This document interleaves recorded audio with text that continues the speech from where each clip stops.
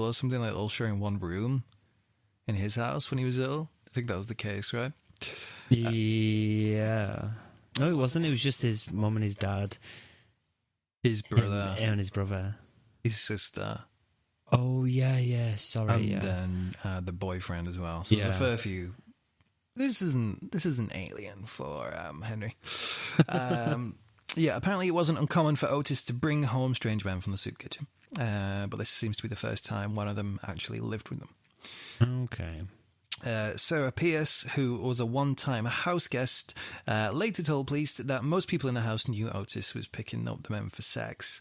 Sarah Pierce lady says Ottis also enjoyed watching his male guests have sex with her. Not only that, but he'd also watch them have sex with his wife, and also the Frida, his niece, who was underage as well. Oh, fuck. My wondering is, I wonder if that was like some sort of weird bargaining chip for him. You know, like he may know that, you know, he may like the guy at the soup kitchen, and he may be like, I'm not going to be able to fuck him because he's so not going to fuck me. But maybe if I can sort of do it vicariously by watching him this, and he can sort of take his pick out of which one. It wouldn't surprise me. Messed up. It's messed up, but from the stories we've gone through in the past, it wouldn't surprise me. They've all been pretty messed up, to be fair. So regardless of the strangeness, Henry Lee Lucas adapted quite well to his strange new home, and it wasn't long before he and Ottis actually began sharing the main bedroom together. Okay. As you might imagine, Otis's wife was not impressed, and she was often sent to live with the neighbours from most of the time. So the neighbours must have knew what was going on as well then. Maybe. That's messed up. Maybe. I don't know. Maybe the neighbours just thought they had a falling out. Maybe they weren't privy to the full ins and outs of the whole saga. Ottis actually got Henry a job in the paint factory where he worked. Henry quit on 2 occasions, apparently. The last time he left for good and went into the scrap metal business and began working from the new home that Otis's mum Sarah had recently bought. Apparently he had filled the backyard of the house full of like wrecked cars and metal parts and stuff. So Really? yeah, so that doesn't sound like she buys this like lovely nice new home, and this trash heap of a man just goes and fills it full of trash heaps. Why didn't she just say get out? I don't know. I'm assuming she's not strong-willed enough to maybe do that, maybe. And also if he's bringing in money from it. I don't know. That's true. That is true. So now that Henry was working from home, Frida, remember Otis's niece, started to spend more time with him, and the two developed a it says relationship in in the information I could see, but for me it's not really at that point a real relationship, because she's a lot younger than he is, and it's kind of like predatory at that point, because a relationship for me implies that both parties are of age and old enough to make the decision and to consent to what a relationship involves, and I don't think she is at this stage. But yeah, that's what they said. That's fuck. No matter how dysfunctional the family seemed, they actually lived a relatively happy life for about a year or so, until on May 1981, Otis's mum Sarah died. Oh, which is sad. I read somewhere that apparently Ottis took the news really, really hard, and that he would even go to the cemetery where she was buried, and he would lay down next to the grave. Oh shit! Where her body was buried, and he'd like put his ear to the ground and cry and shit. Yeah, that sounds like a pretty big knock for him. Yeah, definitely. Aside from that, now between 1981 and 1982, a fair amount of stuff happened. At this point, I was reading through. I read through all of the information that was there, but to be honest with you, none of it was really interesting or really important to drive the story forward. Okay. Essentially, I'll cut it down to literally a few sentences. Essentially, Henry and Otis take the kids on a road trip. The kids get homesick, go with the biological mother. She commits suicide. There's something about a truck crashing at some point. Essentially, it's all just sort of family drama stuff that happens. Well, the suicide's pretty big. Yeah, but it doesn't have any real effect from what I can see on anyone. It's just the fact that the kids are moving about a little bit. It just all goes in a huge circle and ends up bringing everything right back to Jacksonville with Henry and Otis back in the same situation, essentially. So there was no point me telling you the whole family history of what happened with the kids. So we jump. I mean, it's all there. The point of these podcasts, I'm just telling you a lovely little story. Well, not so lovely. A gross fucking story. A gross, disgusting, minging story. I make sure there's plenty of facts in there. I make sure as much as I can to the best of my ability that everything is factual and not a lie. But there are some bits that, for the sake of the story, might get left out. And you can always search for it as well if you want to. Yeah, it's more so to prompt you. I mean, for this particular case, these are 2 serial killers. Can you imagine how many books and things there are out there in the world? Documentaries? Especially if they're claiming that they've killed 3,000 people. Exactly. There's no way I could fit that into... I mean, this is a 3-episode podcast. Yeah. I could have probably made a 5-part, 6-part episode on this if I went through every single detail with a fine-tooth comb. Wow. According to police records, Henry and Otis spent their leisure time drinking and cruising the highways looking for fun. Alan, can you guess what their idea of fun was? I really don't know. It could be from like joyriding, robbing people. They enjoyed swings, going on the swings in the local parks, and hopscotch. No. Yeah, I don't know. I don't know if you're telling the truth here or not. No. Otis. Sorry, I told you I wouldn't prank you again by giving you false information. You do the face so well, though. Fake news. Henry and Otis's idea of fun wasn't going on the push swings and playing hopscotch. Indeed, it was to rob small convenience stores and on the odd occasion also banks.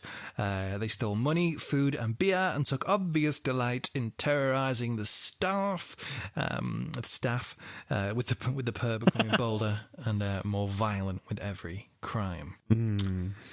Eventually, their crimes became so brutal to the point where if a store clerk or bank teller resisted in the slightest way, they were gunned down and left in a pool of blood. Shit. So they don't start off as killers initially. They start off as robbers. They start off, and they start to like the violence that obviously comes hand in hand with robbing someone. Yeah. And it's like this escalates from that. Oh, fuck yeah. This whole situation just snowballs into the biggest shit show you can possibly imagine. On one occasion, while robbing a small convenience store in western Georgia, Henry walked to the front counter and produced a .22 caliber handgun and held it to the temple of the female clerk. Oh my God.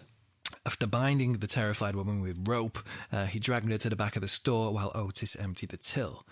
The woman began screaming for her life and was struggling to get loose. Henry told her, "If you don't keep quiet, I'm going to have to shoot you." Fearing for her life, the woman obeyed. However, as they were divided... As you would. Yeah, you would do as... I would be like, take all the money you fucking want. When you work in... retail and shops like that, I don't know if you ever had it in anywhere where you worked, but they literally tell you, they've told me here, I don't know if it's different in any other countries or with other companies, but at least maybe 3 or 4 companies I've worked for, they've told me if someone robs the place, give them the money. Let them take whatever they want to take. We can always get the money back on insurance. We can't get you back, essentially is the case. But yeah, so this is what this woman did. So they were dividing the money up, and Henry apparently noticed that the woman was actually, so he thought she was trying to loosen up the ropes. So he just casually walked to the back of the store, shot her straight through the temple. Which is so sad. I mean, that poor woman, all she was doing that day was just trying to earn some money. I mean, imagine just like Imagine anyone in the world. There's thousands of people every day in the world wake up in the morning, have their breakfast, have their coffee or tea. They go to work. They kiss goodbye to their loved ones. They go to work just to earn a little bit of money to a job they don't fucking want to work at. They don't want to do that. It's really terrifying. Just goes to show, this shit can happen to anyone at any point. It just takes the right fucking crazy nut job to be in the wrong place at the wrong time where you are. It's so, I was going to say spooky, but it's not spooky. It's horrible. This is the reason why I don't go anywhere. That's why I stay inside. Afterwards, after he had shot the woman, while Henry loaded the cash and stolen the cases of beer into the car, Otis decided to have sex with the woman's body. Oh. Spoiler alert again, this is a theme that happens a lot. Reoccurs quite frequently with Otis from this point on. Okay. And in relation to this particular event, Henry is reported as saying, That's the difference between me and Otis. He just kills them when he feels like it. At least I warn him first. So he thought that it was better that he warns them first? I don't know. Strange logic. No. That's a bit tapped in the head, that, to be fair. Then he feels like he's justified it. He's a higher moral standard than someone who doesn't warn them. Oh, no. Well, the scary thing is, Alan, that this was just the beginning. Dun, dun, dun. Are we wrapping up already? No. I was just looking at the monitor. I was like, what? No, I was making it sound like we were, but we're definitely not wrapping up. The killing continued to escalate as the murderous duo seized any and every opportunity to commit more and more horrific crimes. Henry and Otis were almost in competition with each other as to which one of them could be the most brutal. While cruising the I-35 highway through Texas, one time they came across a teenage couple walking alongside the road. Apparently the couple's car had run out of gas and they were on their way to a local filling station. Otis steps out of the vehicle and shot the boy 9 times in the head and chest and rolled the body into a stream. Oh my God. Henry attacks the girl and drags her into the back seat of the car. The two drove off, and with Otis now at the wheel, Henry proceeded to repeatedly rape the girl in the back seat. How much of a horrific ordeal must that have been for her? How terrified would you be? I mean, you're going for a little drive, your car breaks down, you just go, you know what, we'll just get out, we'll just go for maybe 15-minute walk up the road. Do not expect fucking that. Oh, that's so horrible. Otis, obviously witnessing the whole ordeal from the reflection in the car's rearview mirror, began to fill with rage. Why? Unlike with his previous male companions, with Henry, watching him have sex with someone else made Otis extremely angry. So whereas before he was fine with seeing people he was bringing home, have sex with different people, Henry was a different matter. Henry, and I think it's at this point he realizes this, Henry is a different kettle of fish. Seething with jealous rage, Otis stops the car, drags the girl onto the roadway and shoots her 6 times. They then drove back towards Jacksonville, leaving the body lying on the road.